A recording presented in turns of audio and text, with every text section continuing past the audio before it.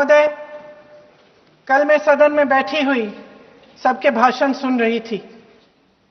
आदरणीय रक्षा मंत्री महोदय ने बोला, सत्ता पक्ष के कई मंत्रियों ने बोला। 1 घंटे का रक्षा मंत्री जी का लंबा भाषण था। सुनते सुनते एक बात मुझे बहुत खटक रही थी। उसके बाद जब दूसरे भाषण भी सुने आपके सत्ता पक्ष के, तब भी ये बात बार बार मेरे मन में आ रही थी कि सारी बातें कर ली, ऑपरेशन सिंदूर की बात कर ली, आतंकवाद की बात कर ली, देश की रक्षा की बात कर ली, इतिहास का पाठ भी पढ़ा दिया, लेकिन एक बात छूट गई। उस दिन 22 अप्रैल 2025 को जब 26 देशवासियों को अपने परिवार के सदस्यों के सामने खुलेआम मारा गया, तो ये हमला कैसे हुआ, क्यों हुआ?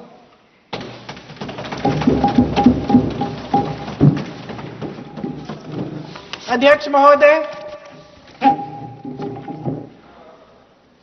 ये लोग बैसारन वैली में, पहलगाम के पास कश्मीर में क्या कर रहे थे? आजकल पब्लिसिटी का दौर है, प्रचार का जमाना है। कुछ समय से हमारी सरकार ये प्रचार कर रही थी कि कश्मीर में आतंकवाद खत्म हो गया है, कि कश्मीर में शांति है, अमन चैन है। प्रधानमंत्री जी ने खूब भाषण दिए, देशवासियों को कहा कि चलिए कश्मीर चलिए, सैर करिए।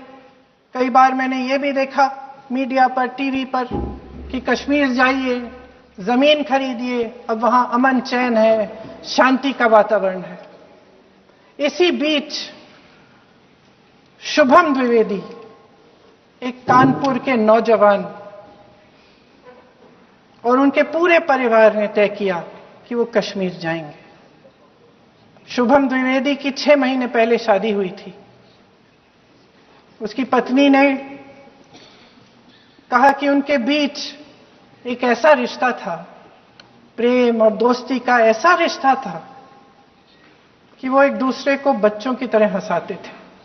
सोशल मीडिया पर एक वीडियो भी जारी है जिसमें पूरा परिवार एक साथ बैठा हुआ ताश खेल रहा है और ऐसे हंस रहे हैं कि उस वीडियो को देख के किसी का भी दिल टूट जाए कि इस परिवार को इस तरह से उजड़ने क्यों दिया हमने। 22 अप्रैल 2025 को बैसारन वैली में मौसम का मिजाज अच्छा था। जैसे हर रोज लगातार 1000 से 1500 लोग वहां पहुंचते थे, उसी तरह से उस दिन भी तमाम पर्यटक वहां पहुंचे। वहां का रास्ता आसान नहीं है अध्यक्ष महोदय जी, जंगल से जाना पड़ता है, पहाड़ों के बीच जाना पड़ता है, घोड़े से जाना पड़ता है। ये परिवार वहां पहुंचे, मौसम सुहाना था, उनके बच्चे ट्रैम्पोलिन पे खेल रहे थे, कोई जिपलाइन कर रहा था, कोई चाय पी रहा था, तो कोई कश्मीर की सुंदर वादियों की ठंडी हवा का मजा ले रहा था। शुभम अपनी पत्नी के साथ एक स्टॉल पे खड़े थे। तभी अचानक 4 आतंकवादी जंगल में से निकलते हैं और शुभम को वहीं अपनी पत्नी के सामने मार डालते हैं। उसके बाद वे वहां से पूरे वैली में 1 घंटे के लिए लोगों को चुन चुन कर मारते हैं। किसी के पति को अपनी पत्नी के आंखों के सामने, किसी के पिता को अपने बेटे के सामने, चुन चुन कर 26 लोगों को मार डालते हैं।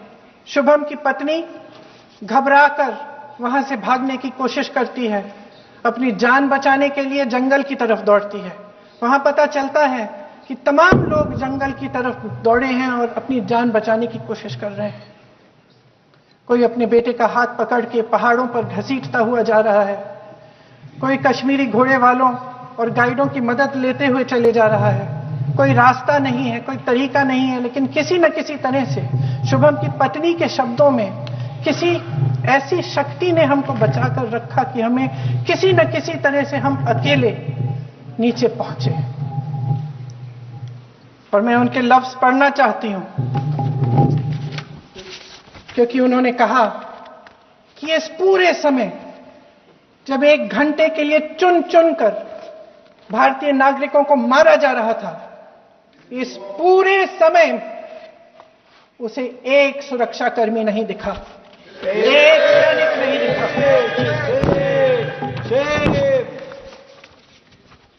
शुभम की पत्नी ने कहा, कोट, मैंने अपनी दुनिया को खत्म होते हुए देखा, अपनी आंखों के सामने एक सिक्योरिटी गार्ड नहीं था। मैं ये कह सकती हूं कि देश ने, सरकार ने हमें वहां पे अनाथ छोड़ दिया था।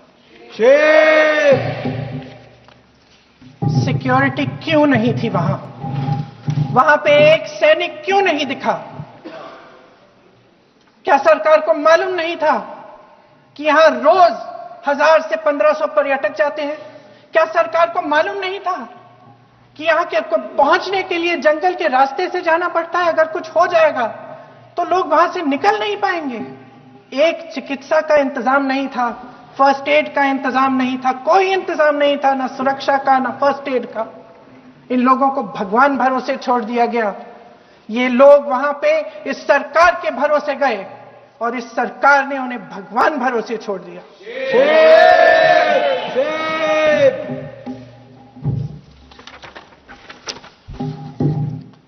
मैं पूछना चाहती हूं, ये किसकी जिम्मेदारी थी?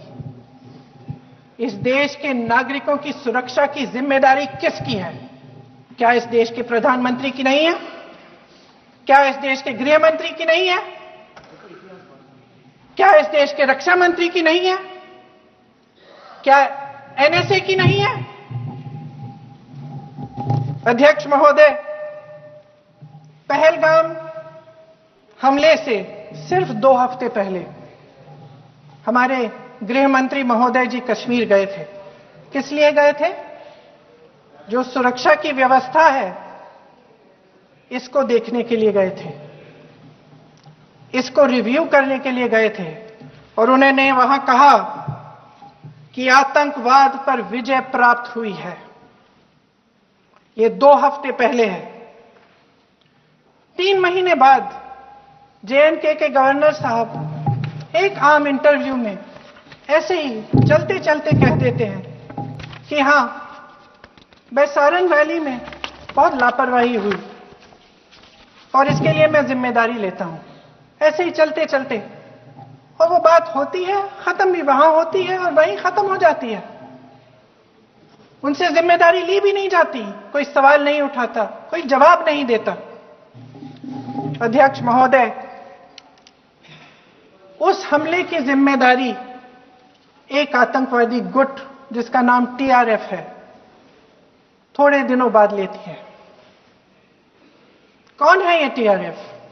2019 में ये गुट बना।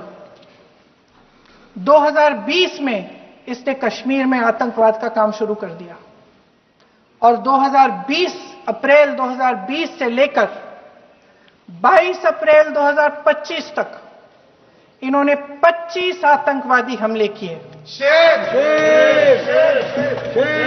गृह मंत्री महोदय ने जब यूपीए सरकार के समय के आतंकवादी हमले गिने तो लगभग 25 गिनवाए थे अभी अपने भाषण में। इस गुट ने कश्मीर में 25 हमले 2020 और 2025 के अंदर